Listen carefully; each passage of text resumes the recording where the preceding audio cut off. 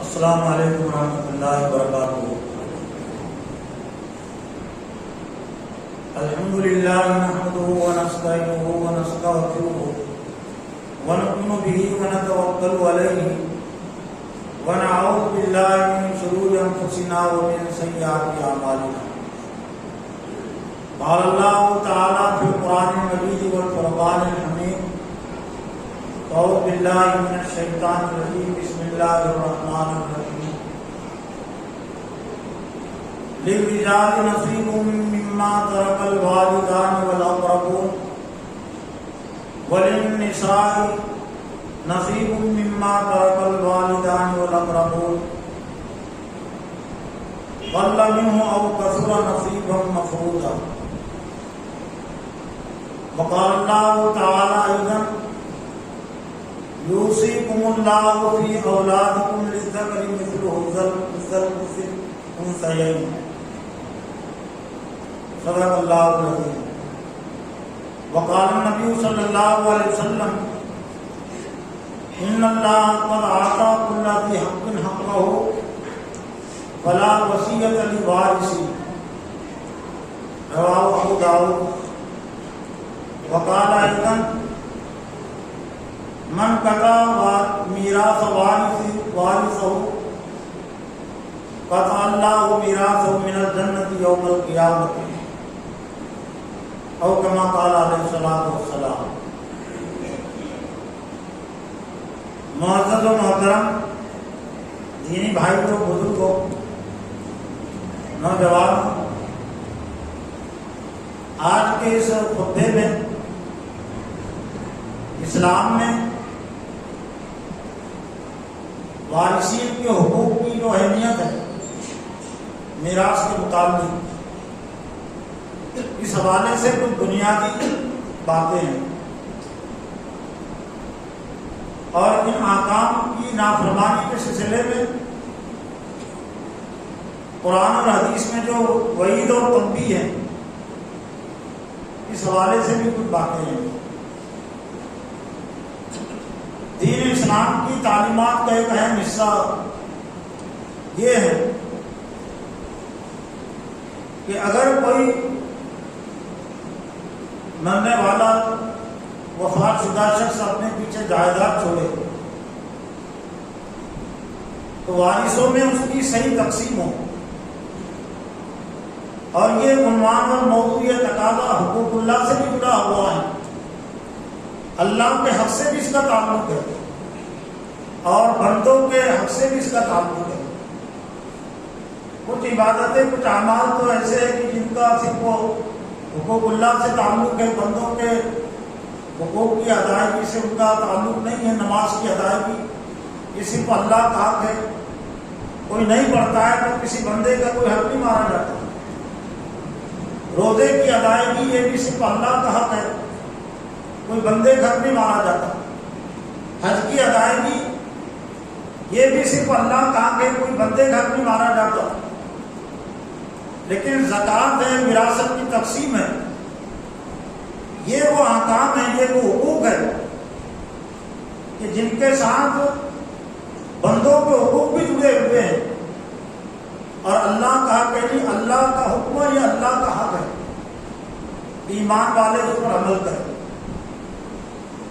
اس موضوع کی اہمیت کو ہم یوں بھی سمجھ سکتے ہیں کہ یہ ہماری جنت اور دوزخ کا عنوان اور موضوع بھی ہے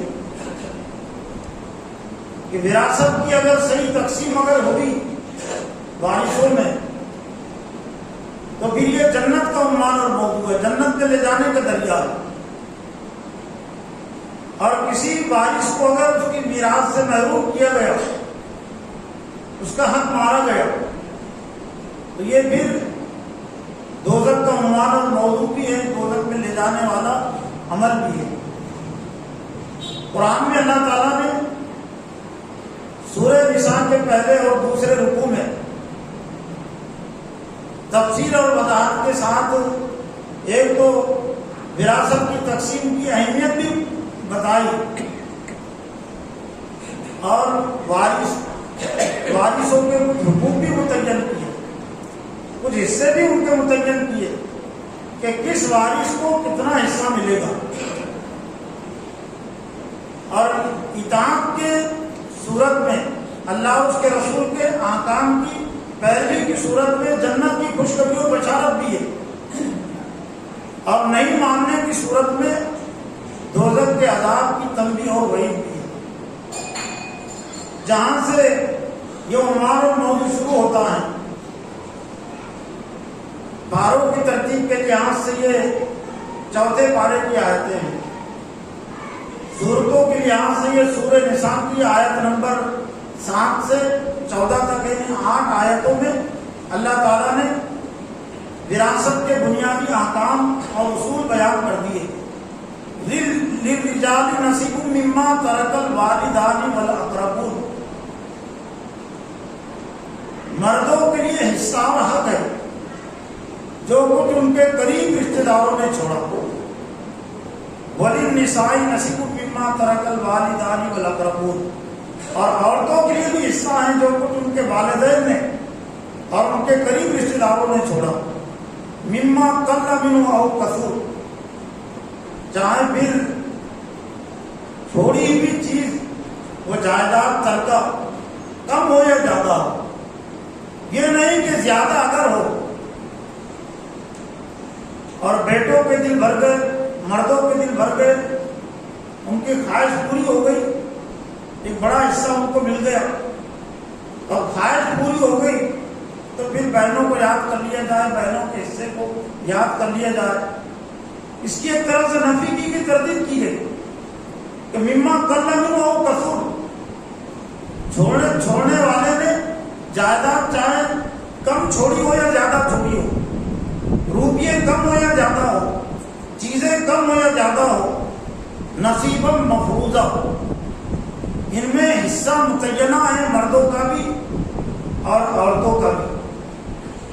اس سلسلے میں جو بنیادی اصول ہے وہ یہ کہ 4 قسم کے افراد ایسے ہیں، یا ہم 4 قسم کے وارث بھی کہہ سکتے ہیں کہ جو کبھی محروم نہیں ہوتے،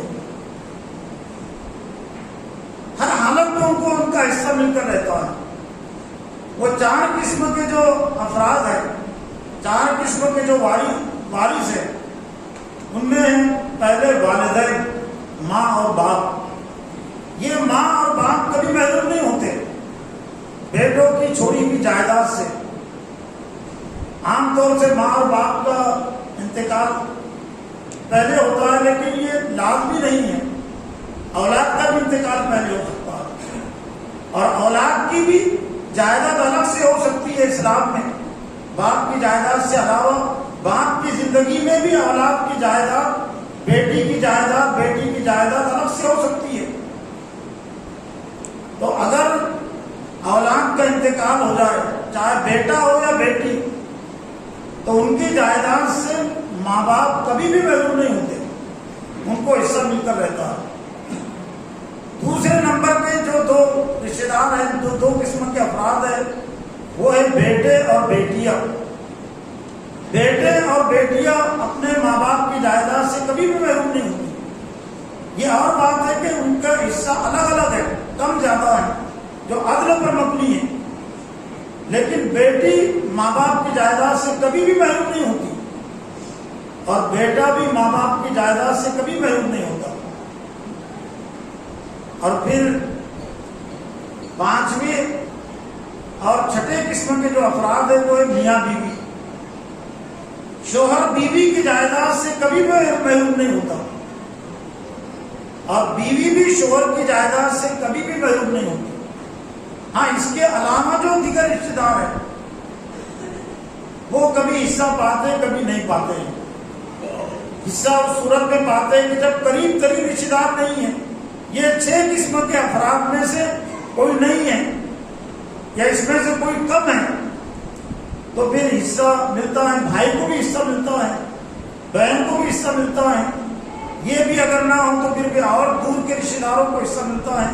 لیکن وراثت کی تقسیم کے حوالے سے اسلام کا جو بنیادی قانون ہے، جو بنیادی طریقہ ہے، بالکل عین عدل و انصاف پر مبنی ہے، وہ یہ کہ قریب رشتے دار کی موجودگی میں دور کے رشتے رشتے دار کا حق نہیں ہوتا، بیٹے کی موجودگی میں پوتے کا حصہ نہیں ہوتا، ماں کی موجودگی میں نانی کا حصہ نہیں ہوتا، باپ کی موجودگی میں دادا کا حصہ نہیں ہوتا۔ یہ بنیادی اصول ہے کہ جو قریب ہوتا ہے تو وہ قریب کی وجہ سے اس کے باپ کے جو رشتے دار ہیں وہ حصہ نہیں پاتے، وہ محروم ہوتے ہیں۔ اور یہ عین عدل و انصاف کی تعلیم بھی ہے کہ قریب ترین لوگوں کا ہی اس میں زیادہ حق اور حصہ ہے۔ پھر اس سلسلے میں جو ہدایت دی گئی وَإِذَا حَضَرَ الْقِسْمَةَ أُولُو الْقُرْبَىٰ وَالْيَتَامَىٰ وَالْمَسَاكِينُ فَارْزُقُوهُم مِّنْهُ وَقُولُوا لَهُمْ قَوْلًا مَّعْرُوفًا۔ یہ پہلے کی جو ہدایت یہ تو قانونی نوعیت کی بھی ہے، یہ تو لازمی ہے کہ کسی کا اگر انتقال ہو جائے تو والدین کی جائیداد میں اولاد کا حصہ ہے، بیٹوں کا حصہ ہے، بیٹی کا حصہ ہے، اور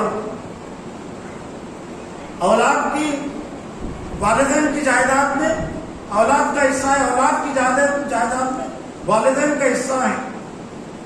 لیکن تقسیم کے وقت اور خاص طور سے جس دور میں یہ ہدایت دی گئی کھجوروں کے باغات ہوتے تھے، کھجوریں بھی تقسیم ہوتی تھی، باغات بھی تقسیم ہوتے تھے، درخت بھی تقسیم ہوتے تھے۔ تو ایسے موقع پر معاشرے کے بستی کے کچھ ضرورت مند بھی آ جاتے تھے، تو اخلاقی ہدایت میں اس میں دی گئی، اور اخلاقی ہدایت کا دائرہ آج بھی ہے اور قیامت تک کے لیے کہ وَإِذَا حَضَرَ الْقِسْمَةَ أُولُو الْقُرْبَىٰ، اور اگر حاضر ہو جائے، موجود ہو جائے کچھ رشتے دار جن کا حصہ نہیں ہے اس میں، وراثت میں جن کا حصہ نہیں ہے، دور کے رشتے دار ہیں لیکن وہ آ گئے، تو اخلاق کا تقاضا یہ ہے کہ فَارْزُقُوهُم مِّنْهُ، تو ان میں سے کچھ رزق ان کو بھی دے دو، وَالْيَتَامَىٰ وَالْمَسَاكِينَ، اور جو مسکین ہیں اور جو یتیم ہیں تو ان کو بھی اس میں سے کچھ دے دیا کرو۔ اخلاقی ہدایت اس میں دی گئی ہے، اور اس ہدایت کا اطلاق آج بھی ہے کہ جہاں پر لاکھوں روپے کی جائیداد تقسیم ہو رہی ہے تو وہ رشتے دار جن کو وراثت میں حصہ نہیں ملا، بھائی ہے، بہن ہے، لیکن ضرورت ہے، محتاج ہے، کوئی یتیم ہے گھر میں کہ جس سے کوئی قریبی رشتے داری نہیں ہے لیکن یتیم کو بھی دینا چاہیے، کوئی پوتا ہے ضرورت مند ہے تو اس کو بھی اخلاق کی ہدایت کے تحت کچھ روپیوں پیسوں میں سے کچھ دے دینا چاہیے، یا جو جائیداد ہے، زمین ہے، پلاٹی ہے، تو ان میں سے یہ تقسیم کے وقت یہ گویا کہ یہ وارثوں کی رضامندی پر یہ بات چھوڑی گئی کہ جس کو جتنا حصہ ملا ہے تو اس میں سے وہ کچھ نہ کچھ یہ غریب رشتے داروں کو بھی دے جن کا وراثت میں حصہ نہیں ہے، یتیموں کو دے، مسکینوں کو دے، وَقُولُوا لَهُمْ قَوْلًا مَّعْرُوفًا، کہ کم از کم آخری درجہ کہ کچھ طلب کر رہے ہیں کہ آپ کو جائیداد میں سے جتنا حصہ ملا ہے میں ضرورت مند ہوں، مجھ کو بھی آپ دیجئے کچھ اس میں سے، خیرات کر دیجئے، صدقہ دے دیجئے، لیکن دل آمادہ نہیں ہے تو پھر آخری درجہ کم از کم یہ ہے کہ وَقُولُوا لَهُمْ قَوْلًا مَّعْرُوفًا، ان سے بہتر بات کہو، یہ نہیں کہ بس آ گئے مانگنے کے لیے اور تم کو اسی کا انتظار تھا کہ کب میرے ماں باپ کی جائیداد تقسیم ہوتی، اب کب میرے اولاد کی جائیداد تقسیم ہوتی، کب میرے شوہر کی جائیداد تقسیم ہوتی، کب میری بیوی کی جائیداد تقسیم ہوتی، بس اس کے انتظار میں بیٹھے تھے۔ تو اس طرح کے انداز سے بات مت کرو، وَقُولُوا لَهُمْ قَوْلًا مَّعْرُوفًا، معذرت کر دو کہ میرے ذمے جو اخراجات ہیں تو بہت زیادہ ہیں اور میرے ذمے اپنے اخراجات کو پورا کرنا پہلے ضروری ہے، ہاں اگر میرے کچھ زیادہ کو بھی کچھ اگر مجھ کو اس میں ملتا تو میں ضرور تمہاری مدد کرتا، تو بہتر طریقے سے ان سے بات کرو۔ وَلْيَخْشَ الَّذِينَ تَرَكُوا لَوْ تَرَكُوا مِنْ خَلْفِهِمْ ذُرِّيَّةً ضِعَافًا خَافُوا عَلَيْهِمْ فَلْيَتَّقُوا اللَّهَ وَلْيَقُولُوا قَوْلًا سَدِيدًا، اور چاہیے کہ ہر شخص اس بات کا ڈر رکھے، وہ اس پر بھی سوچے کہ لَوْ تَرَكُوا مِنْ خَلْفِهِمْ ذُرِّيَّةً، کہ اپنے پیچھے کوئی وہ کمزور اولاد چھوڑے جن کا کوئی دیکھنے والا نہیں، جن کا کوئی پرورش کرنے والا نہیں، تو پھر وہ اس وقت میرا کیا حال ہوتا، میں کیا پسند کرتا کہ لوگوں نے میرے یہ غریب بچوں کی مدد کرنا چاہیے، دیکھ بھال کرنا چاہیے. تو ایسے یہ دوسروں کے بھی غریب افراد ہیں, یہ دوسروں کی اولاد ہے جو اس موقع پر یہاں حاضر ہو گئی. فَلْيَتَّقُوا اللَّهَ چاہیے کہ تقوی اختیار کرے. وَلْيَقُولُوا قَوْلًا سَدِيدًا اور مزید بھی تلقین کی گئی کہ چاہیے کہ بہتر اور درست بات کہے. پھر یہاں سے جو سورہ نساء کا دوسرا رکوع شروع ہوتا ہے, اس میں بھی مزید تفصیل اور وضاحت کے ساتھ اور اہمیت کو واضح کرتے ہوئے اللہ تعالیٰ نے کچھ حصے داروں کے حصے متعین کیے. یوصیکم اللہ فی اولادکم للذکر مثل حظ الانثیین. اللہ تعالیٰ تمہیں وصیت کرتا ہے. وصیت میں بہت تاکید ہوتی ہے, حکم بھی ہو سکتا ہے, حکم کے الفاظ میں بھی تاکید ہے, اور بغیر حکم اور بغیر وصیت کے بھی اللہ تعالیٰ کوئی بات کہے وہ بات اہم ہے. لیکن جس بات کے ساتھ وصیت کا لفظ جڑ جاتا ہے تو اس میں بہت زیادہ وزن پیدا ہو جاتا ہے, بہت اس میں زور پیدا ہوتا ہے, تاکید پیدا ہو جاتی ہے. اور ہم اردو میں بھی کچھ انداز کو اس فرق کو سمجھتے ہیں کہ باپ اگر کہے کہ میری یہ وصیت ہے اے بیٹے تیرے لیے, شوہر اپنی بیوی سے کہ میری وصیت ہے تیرے لیے, کسی قریب رشتے دار سے کہے کہ میری وصیت ہے یہ, تو ظاہر بات ہے جس کو بھی یہ بات اس نے جس انداز سے کہی اس کو سرسری طور سے نہیں لینا, گویا کہ بہت اہم بات ہے, غیر معمولی بات ہے جو وصیت کے نام اور وصیت کے حوالے سے وہ کہہ رہا ہے. اسی طرح سے اللہ تعالیٰ نے وراثت کی تقسیم کے حوالے سے جو الفاظ استعمال کیے وہ وصیت کے الفاظ ہیں. یوصیکم اللہ, اللہ تمہیں وصیت کرتا ہے, اللہ تمہیں وصیت کر رہا ہے فی اولادکم, تمہاری اولاد کے سلسلے میں. مخاطب کون ہے؟ مخاطب اہل ایمان ہی ہے. اہل ایمان ہی پر اللہ کے جو احکام لازمی طور سے واجب اور ضروری ہوتے ہیں. جنہوں نے ایمان قبول نہیں کیا تو ان کو تو اختیار دیا گیا, چاہے تو ایمان لائے چاہے تو ایمان نہ لائے. من شاء فلیؤمن ومن شاء فلیکفر, جس کا دل چاہے وہ ایمان کا راستہ اختیار کرے, جس کا دل چاہے کفر کا راستہ اختیار کرے, لیکن دونوں منزلوں کو سامنے رکھنا چاہیے, دوزخ اور جنت کو سامنے رکھنا چاہیے. لیکن یہاں ایمان والوں سے خطاب ہے کہ اللہ تعالیٰ تمہیں وصیت کرتا ہے تمہاری اولاد کے سلسلے میں. یعنی گویا کہ خاص طور سے باپوں کو ہی وصیت کی گئی, تلقین کی گئی کہ باپوں کی ذمہ داری ہے کہ اپنی وراثت کو زندگی میں تقسیم کرنا ضروری نہیں ہے, لیکن اولاد کو تعلیم دینا ضروری ہے. اولاد کو ان کی ذمہ داریاں بتانا سمجھانا ضروری ہے, اور کم از کم وہ ذمہ داریاں جو بہت لازمی ہیں اور فرائض کے درجے میں آتی ہے, وہ احکام, تو وراثت کی تقسیم کے جو احکام ہیں یہ بھی لازمی ذمہ داریوں میں سے ہے. تو گویا کہ والدین کی ذمہ داری ہے کہ وصیت کر جائے اپنی اولاد کے سلسلے میں کہ جس کا جو حق ہے وہ اتنا ہی حق لے اور کسی کو اس کے حق سے محروم نہ کرے.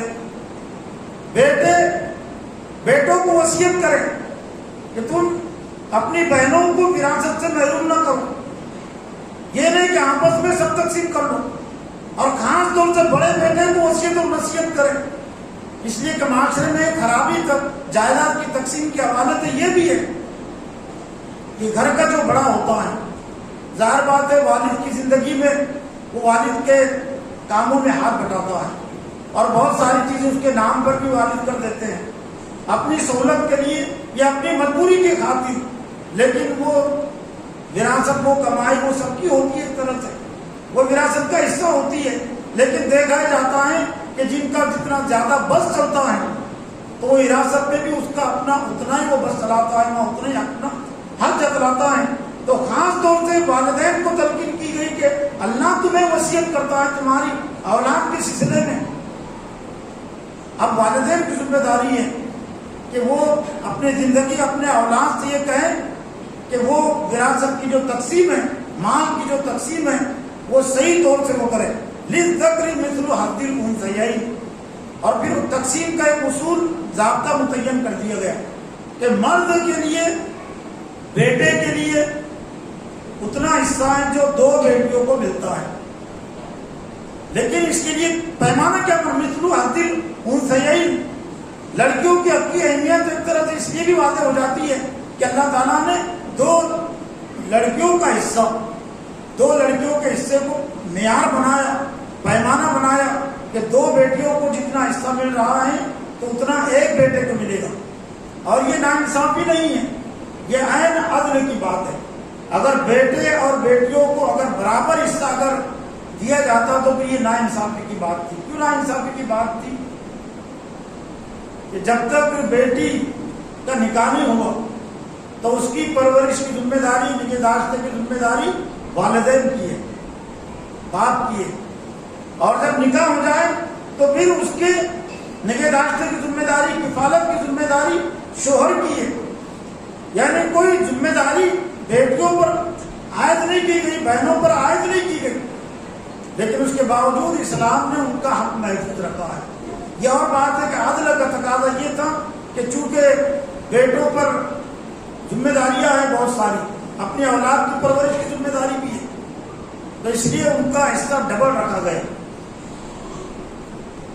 تو جتنا حصہ مل رہا ہے دو بیٹیوں کو جتنا حصہ ملتا ہے تو ایک بیٹے کو اتنا ملے گا. فَإِن كُنَّ نِسَاءً فَوْقَ اثْنَتَيْنِ فَلَهُنَّ ثُلُثُ مَا تَرَكَ. پھر دوسری بات بیان کی گئی، اگر مورث کے یعنی جس کا انتقال ہوا اس کی اولاد میں صرف وہ لڑکے ہی لڑکیاں ہیں، لڑکے نہیں ہیں، ایسا بھی ہوتا ہے. عام طور سے ایسا ہوتا ہے کہ لڑکے بھی ہیں لڑکیاں بھی ہیں، کسی کو لڑکے ہی لڑکے ہوتے ہیں اور کسی کو لڑکے ہی لڑکیاں ہوتی ہیں. تو یہاں اس فرق کو واضح کیا گیا، اور جو فرق تقسیم میں ہو سکتا ہے تو اس کو بتلایا گیا. فَإِن كُنَّ نِسَاءً فَوْقَ اثْنَتَيْنِ. اگر عورتیں ہی ہیں، کسی کا انتقال ہوا اور صرف بیٹیاں ہی ہیں، اس کو دو ہیں یا دو سے زیادہ ہیں، تو فَلَهُنَّ ثُلُثُ مَا تَرَكَ. تو پھر 2/3 جائیداد ان کو مل جائے گی. دو بیٹیوں کو یا دو سے زیادہ بیٹیوں کو 2/3 جائیداد مل جائے گی. 2/3 کا مطلب یہ کہ فیصد میں سمجھنا چاہے تو گویا کہ 66-67% ہو جائے گی جائیداد. یعنی کسی چیز کے 3 حصے کیے جائے تو 2 حصے یہ 2 بیٹیوں کو یا 2 سے زیادہ بیٹیوں کو مل جائیں گے، اور باقی جو حصہ ہے تو پھر وہ دوسرے رشتے داروں کو ملے گا. اب یہ اسلام کی تعلیم ہے، لیکن عام طور سے معاشرے میں کیا ہے؟ معاشرے میں یہ ہے، اور جس دور میں قرآن مجید نازل ہوا اس دور میں یہ زیادہ تھی اس میں خرابی کہ اگر کسی کی نرینہ اولاد نہیں ہے تو سمجھا جاتا تھا کہ اس کا کوئی وارث ہی نہیں ہے. اس لیے وارث بننے کے لیے دوسروں کو بھی اپنی اولاد بنا لیتے تھے، جب کہ دوسروں کو وہ کوئی اس کی اولاد بنتی نہیں. بیٹیاں بھی وارث ہوتی ہے، جس طرح سے بیٹے وارث ہوتے ہیں تو بیٹیاں بھی وارث ہوتی ہیں. اور یہ 2 بیٹیوں کا حصہ بتا کہ 2/3 ان کو ملے گا. لیکن اگر ایک وَإِن كَانَتْ وَاحِدَةً فَلَهَا النِّصْفُ، ایک ہی بیٹی ہے بیٹا بھی نہیں ہے، تو پھر آدھی جائیداد کی مالک وہ ایک بیٹی بن جائے گی. اب گویا کہ ان لوگوں کو اپنی سوچ کا ماتم کرنا چاہیے جو یہ سمجھتے ہیں، خود بھی سمجھ لیتے والد کہ اگر لڑکے نہیں ہوئے تو کہتے میرا کوئی وارث ہی نہیں. لڑکیاں ہیں 5 لڑکیاں ہیں 6-7 لڑکیاں ہیں، لیکن وہ کہتا ہے میرا کوئی وارث ہی نہیں، میں بے وارث ہوں. وارث ہے لڑکی، لڑکے بھی وارث ہوتے ہیں لڑکیاں بھی وارث ہوتی ہیں. تو ایک ہی لڑکی ہے لڑکا نہیں ہے تو پھر پوری آدھی جائیداد اس کو مل جائیں گی ایک لڑکی کو. ولی ابوئی لکل واحد منہما السدس مما ترک. پھر والدین کا حصہ بتلایا گیا، جیسا کہ والدین کبھی محروم نہیں ہوتے بیٹوں کی جائیداد، بیٹی کی جائیداد سے، بیٹے کی جائیداد سے. اور والدین کے لیے ہر ایک کے لیے ان میں سے 6واں حصہ. یہ بیٹے اور بیٹیوں کو 6 میں اور 5 میں اس لیے واضح نہیں کیا گیا کہ اس کی تعداد الگ الگ ہوتی ہے. 2 لڑکے ہیں تو اس کے حساب سے پھر 2 حصے بنائے جائیں گے، 4 لڑکے ہیں تو 4 حصے اس کے بنیں گے. صرف وہ یہ کہ بیٹے اور بیٹیاں ایک ساتھ جمع ہیں تو تقسیم کرتے وقت بیٹوں کو ایک طرح سے 2 شمار کر، مثلا یہ کہ کسی کا انتقال ہوا، ایک بیٹا ہے اور ایک ہی بیٹی ہے، تو ایسی صورت میں پوری جائیداد کے 3 حصے بنا لیے جائیں گے. 2 حصے ایک بیٹے کو، انہیں ڈبل دینا ہے نا، تو 2 حصے بیٹے کو اور ایک حصہ بیٹی کو. ولی اب لیکن والدین کا حصہ متعین کر دیا چھٹا حصہ. والد کو بھی یہ نہیں کہ چھٹے حصے میں دونوں شریک ہوں گے. باپ کو الگ سے چھٹا حصہ اور ماں کو الگ سے چھٹا حصہ. چھٹے حصے کو اگر سمجھنا چاہے فیصد میں پرسنٹیج میں تو تقریباً وہ 16.5% کے قریب ہوتا ہے. 16.5% سے تھوڑا سا زیادہ, 17% سے کم اور 16.5% سے زیادہ. یعنی ایک چیز کو 6 میں تقسیم کرے گا. 16 6 96 یعنی 96 تک وہ بات چلی جاتی ہے. ان کان لہو ولد, اگر اولاد ہے جس کا انتقال ہے اس کا اولاد بھی ہے تو چھٹا حصہ. لیکن اگر اولاد نہیں ہے, بیٹے کا انتقال ہوا, بیٹی کا انتقال ہوا, اولاد ہے تو والدین کو چھٹا حصہ. لیکن اگر اولاد نہیں فَإِن لَمْ يَكُن لَهُ وَلَدٌ وَرِثَ أَبَوَاهُ فَلِأُمِّهِ الثُّلُثُ, تو ایسی صورت میں ماں کو تیسرا حصہ ملے گا.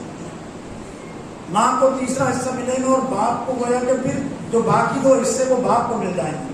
فَإِن كَانَ لَهُ إِخْوَةٌ فَلِأُمِّهِ السُّدُسُ فَإِن كَانَ لَهُ إِخْوَةٌ, اور اگر اس کو بھائی ہے تو ماں کو چھٹا حصہ من بعد وصیت یوصی بها أو دین, وصیت اور قرض کی ادائیگی کے بعد. ایک اہم بات وراثت کی تقسیم کے حوالے سے, اور اس رکوع میں 4 مرتبہ وہ لائی گئی ہے, اس کی اہمیت اور تاکید کے حوالے سے. وصیت توصون بها أو دین, جو وصیت ہے, وصیت کو پورا کرنے کے بعد اور قرض کی ادائیگی کے بعد. کسی کا اگر انتقال ہوا اور اس کے ذمے قرض تھا 1 لاکھ روپئے اور 1 لاکھ روپئے اس نے جائیداد چھوڑی, تو اس کے وارثوں کا اس میں رتی برابر بھی حصہ نہیں ہے. 1 پیسے کا حصہ نہیں ہے اس میں, پورا کا پورا قرض میں دے دیا جائے گا. لیکن عام طور سے قرض کی طرف توجہ نہیں دی جاتی اور وارث جو اپنا حصہ لینے کی فکر کرتے ہیں تو قرض کی ادائیگی پہلے وارثوں میں تقسیم کرنے سے پہلے, وارثوں کی تقسیم سے پہلے طرف سے فقہی نقطہ نظر سے بھی 3 حصے رکھے گئے ہیں. ایک تو تجہیز و تکفین, کفنانے اور دفنانے کا جو خرچ آتا ہے, یہ اور بات ہے کہ اس میں زیادہ نکالنے کی ضرورت نہیں پڑتی. کوئی ایک ہی شخص اس کے لیے آمادہ ہو جاتا ہے, تیار ہو جاتا ہے. لیکن کوئی اگر ایک تیار نہیں ہے تو سب سے پہلے وہ اس میں سے تجہیز و تکفین کا خرچ نکالا جائے گا اور اس کے بعد پھر قرض کی ادائیگی, اور قرض کی ادائیگی کے بعد اگر اس نے وصیت کی تو وصیت بھی مال کے تیسرے حصے میں سے پوری کی جائے گی. لیکن وصیت کے سلسلے میں 2 بنیادی اصول ہیں. لا وصیت لوارث, وارث کے حق میں وصیت نہیں ہے. لیکن یہ بھی بڑا معاملہ عجیب ہے مسلم معاشرے کا, بے علمی کا, قرآن حدیث کے علموں سے دوری کا, کہ جہاں وصیت نہیں چلتی تو لوگ سمجھتے ہیں وصیت وہی چلنا چاہیے. بیٹے کہتے والد نے ہمارے لیے وصیت کی, شوہر کہتا بیوی نے وصیت کی, بیوی نے شوہر نے وصیت کی. جن کے حصے متعین ہے قرآن حدیث سے ان کے حق میں وصیت نہیں چلتی. بیٹوں کے حق میں بھی وصیت نہیں چلتی باپ کی, بیٹیوں کے حق میں بھی نہیں چلتی, والدین کے حق میں بھی نہیں چلتی بیٹوں کی اور بیٹیوں کی وصیت, اور بیوی کے حق میں بھی نہیں چلتی شوہر کی وصیت, شوہر کے حق میں نہیں چلتی بیوی کی وصیت مال کے سلسلے میں, اس لیے کہ ان کے حصے متعین ہیں. ان اللہ آتا کل ذی حق حقہ فلا وصیت لوارث, اللہ کے رسول نے صاف طور سے کہہ دیا کہ اللہ تعالیٰ نے ہر ایک کو اس کا حق دے دیا. اب کسی وارث کے لیے کوئی وصیت نہیں ہے. ہاں وصیت چلتی ہے ایسے رشتہ دار کے لیے جس کو وراثت سے حصہ نہیں ملا ہے, دور کے رشتہ دار کے لیے اس نے وصیت کی. اس نے بیٹا ہے لیکن پوتے کے لیے وصیت کی, اس نے بھائی کے لیے وصیت کی. والدین کی موجودگی میں, بے اولاد کی موجودگی میں بھائی کو حصہ نہیں ملتا, لیکن بھائی کے لیے اس نے کوئی وصیت کی. کسی دینی کام میں اس نے وصیت کی, مسجد میں دینے کے لیے وصیت کی, مدرسے میں دینے کے لیے وصیت کی, تو وہاں وصیت چل سکتی ہے. لیکن پھر دوسرا اصول وصیت کے حوالے سے وہ یہ کہ مال کے صرف تیسرے حصے میں سے وصیت پوری کی جائے. مطلب یہ کہ کسی کا انتقال ہوا اور اس نے 1 لاکھ روپئے چھوڑے اور 1 لاکھ ہی کی وصیت کی. اب 1 لاکھ وصیت میں نہیں دیے جائیں گے. 1 لاکھ کا جو تیسرا حصہ ہوتا ہے 33,000 کے قریب, تو گویا کہ 33,000 روپئے دیے جائیں گے. چاہے پھر اس نے مسجد کے لیے وصیت کی ہو, مدرسے کے لیے وصیت کی ہو, یا اور کسی اور رشتے دار کے لیے اس نے وصیت کی ہو تو صرف تیسرا حصہ اس میں سے دیا جا سکتا ہے. اور یہ اتنا اہم ہے کہ 4 مرتبہ اللہ تعالیٰ فرمایا دین اور قرض کے قرض کی ادائیگی کے بعد اور وصیت کے پورا کرنے کے بعد پھر اس کے بعد جو بات کہی گئی بیویوں کا جو حصہ ہے شوہروں کی جائیداد میں، شوہروں کا جو حصہ ہے بیوی کی جائیداد میں، تو اس کے ایک طرح سے 2 حالت ہے. قرآن مجید میں کہا گیا وَلَكُمْ نِصْفُ مَا تَرَكَ أَزْوَاجُكُمْ إِن لَّمْ يَكُن لَّهُنَّ وَلَدٌ. شوہروں سے کہا گا کہ بیوی کا جائیداد میں، بیویوں کی جائیداد میں تمہارا حصہ ہے کتنا؟ آدھا. بیوی نے جو کچھ جائیداد چھوڑی تو آدھا حصہ شوہر کو ملے گا. کس صورت میں؟ جبکہ بیوی کو کوئی اولاد نہیں ہے، اور اگر اولاد ہے تو پھر اس میں سے چوتھا حصہ ملے گا. وَلَهُنَّ الرُّبُعُ مِمَّا تَرَكْتُمْ. اور بیویوں کا حصہ متعین کیا گیا کہ بیویوں کا حصہ طرف اس سے آدھا ہو جاتا ہے، اور بیویوں کے لیے چوتھا حصہ ہے، بیویوں کے لیے 8واں حصہ ہے اس صورت میں جبکہ شوہر کو اولاد ہے. 8ویں حصے کو اگر آپ فیصد میں سمجھنا چاہیں تو وہ ہوتا ہے 12.5%. 12.5%، 8 چوتھا حصہ 25%، 8واں حصہ اس سے آدھا ہو گیا تو ہو رہا ہے کہ 12.5%.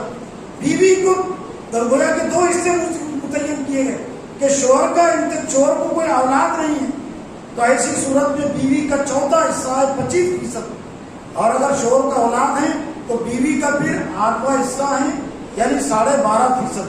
اور یہاں پر بھی بات کہی گئی کہ وصیت توصون بہا او دین، لیکن یہ جو کچھ ہے وصیت پوری کرنے کے بعد اور قرض کی ادائیگی کے بعد پھر اللہ تعالیٰ نے آگے فرمایا آخر میں رکو کے دل کا حدود اللہ ہی، یہ اللہ کی حدیں ہیں، یہ اللہ کے احکام ہیں. وَمَن يُطِعِ اللَّهَ وَرَسُولَهُ يُدْخِلْهُ جَنَّاتٍ تَجْرِي مِن تَحْتِهَا الْأَنْهَارُ خَالِدِينَ فِيهَا وَذَلِكَ الْفَوْزُ الْعَظِيمُ. اور جو اللہ اور اس کے رسول کے احکام کی پیروی کرے، یہ حدود کا لحاظ اور خیال کرے تو اللہ تعالیٰ ان کو داخل کرے گا جنتوں میں جن کے نیچے نہریں بہ رہی ہیں. وَذَلِكَ الْفَوْزُ الْعَظِيمُ. اور یہی بڑی کامیابی ہے. اور خاص طور سے بڑی کامیابی کا تصور اس لیے دیا گیا کہ عام طور سے وراثت کی تقسیم کے حوالے سے بیٹے سمجھتے ہیں، کوئی اور یہ سمجھتا ہے کہ میرا حق کم ہو گیا، میں ناکام ہو گیا. نہیں، بڑی کامیابی اس میں ہے. بڑی کامیابی وراثت کی صحیح تقسیم میں ہے، چاہے کم ملے یا زیادہ ملے، لیکن اصل بڑی کامیابی کی بات یہی ہے. اور پھر تنبیہ سنائی گئی وَمَن يَعْصِ اللَّهَ وَرَسُولَهُ وَيَتَعَدَّ حُدُودَهُ يُدْخِلْهُ نَارًا خَالِدًا فِيهَا وَلَهُ عَذَابٌ مُهِينٌ. اور جو اللہ اور اس کے رسول کی نافرمانی کرے وَيَتَعَدَّ حُدُودَهُ اور اس کے حدود سے تجاوز کرے، آگے بڑھے، يُدْخِلْهُ نَارًا تو اللہ اس کو آگ میں داخل کرے گا. یہ دوزخ کا تو ترجمہ کر دیا جاتا ہے لیکن اصل آگ، اس کے لیے جو الفاظ ہیں نار کے الفاظ ہیں. اللہ آگ میں داخل کرے گا خالداً فیہا، اور اس میں ہمیشہ ہمیشہ رہے گا. ایمان والوں سے خطاب ہے. عام طور سے ایمان والوں کے ذہن میں بات ہے کہ گناہ ہم کرتے رہیں گے، کچھ سزا ملے گی، اس کے بعد ہم نکال دیے جائیں گے. عام گناہوں سے متعلق یہ چیز ہو سکتی ہے، لیکن کچھ گناہ خاص ایسے ہیں کہ اس کے نتیجے میں کبھی جہنم سے خلاصی نہیں ہے، کبھی جہنم سے چھٹکارا نہیں ہے. اور ان میں سے یہ وراثت کی تقسیم کے حوالے سے وراثت کے سلسلے میں جو نافرمانی کرے گا تو اللہ تعالیٰ نے اس کے لیے وہی سنائی کہ خالداً یدخلوا نارا خالداً فیہا، جو ہمیشہ ہمیشہ کے عذاب کی تنبیہ وہی کافر اور مشرکوں کے لیے سنائی گئی. تو جو وراثت کے سلسلے میں اللہ اور اس کے رسول کے احکام پر عمل نہیں کریں گے، نافرمانی کریں گے، تو ان کے لیے سنایا ہمیشہ ہمیشہ اس میں رہیں گے. وَلَهُمْ عَذَابٌ مُهِينٌ، اور ان کے لیے دردناک عذاب ہے، تڑپا دینے والا عذاب ہے. اور ایک حدیث تنبیہ کے طور پر نبی صلی اللہ علیہ وسلم کی ہمارے لیے کافی ہو گئی. نبی صلی اللہ علیہ وسلم نے فرمایا کہ من قطع وارث میراث ہو، جس نے میراث کی ختم کی، کسی وارث کی میراث کو توڑا، اس کو محروم کیا. من قطع میراث ہو وارث ہو تو قطع اللہ میراث ہو من الجنتی، تو اللہ تعالیٰ جنت کی میراث سے اس کو محروم کرے گا. دنیا میں اگر کسی نے کسی سے حق مارا، بیٹوں نے اگر بیٹیوں کا حق مارا تو جنت میں ان کی جو جنت ان کی جو میراث ان کو ملنے والی تھی، جنت میں ان کا جو حصہ تھا، تو اللہ تعالیٰ ان کا حصہ ختم کر دے گا۔ اگر دنیا میں انہوں نے کسی وارث کا حصہ ختم کیا، اس کو محروم کیا، تو اللہ تعالیٰ جنت کی میراث سے اس کو محروم کرے گا، اور اس سے بڑھ کر اور کوئی ناکامی کی بات اور کوئی خسارے کی بات نہیں ہو سکتی۔ اب کتنے ہیں جو اس کی ہمت کرتے ہیں کہ میں جلنے کے لیے تیار ہوں، وہ تیار ہوتا ہے، وہ میراث کی تقسیم کے سلسلے میں اللہ اس کے رسول کی مخالفت کے لیے، نافرمانی کے لیے تیار رہے، لیکن اس سے پہلے اپنے آپ کو تیار کرے کہ میں جہنم کی عذاب اور جہنم کی سزا ہمیشہ ہمیشہ بھگتنے کے لیے تیار ہے۔ لیکن ہم میں سے کوئی نہیں ہوگا جو جہنم کی سزا ہمیشہ ہمیشہ بھگتنے کے لیے اور سہنے کے لیے تیار ہے۔ ہمیں ہر ایک شخص یہی دعا کرتا ہے، ہر ایک شخص یہی چاہتا ہے کہ اللہ تعالیٰ ہم کو وقینا عذاب النار، ہم کو دوزخ کی آگ سے بچا اور ہم کو جنت میں داخل فرما۔ تو جنت میں داخلے کے لیے اللہ تعالیٰ نے کچھ شرائط رکھے، تو جن اعمال کی بنیاد پر، جن نافرمانیوں کی بنیاد پر جنت سے محروم ہوتی ہے اور ہمیشہ ہمیشہ کے لیے عذاب میں جانا ہوتا ہے، تو ان میں سے یہ میراث کے سلسلے کی نافرمانی بھی ہے۔ اللہ سے دعا ہے کہ اللہ تعالیٰ مجھے بھی اور آپ کو بھی میراث کے سلسلے میں اللہ اس کے رسول نے جو احکام دیے ہیں ان احکام پر عمل کرنے کی توفیق عطا فرمائے، اور ان کی نافرمانی سے خلاف ورزی سے بچنے کی توفیق عطا فرمائے۔ واہ خدا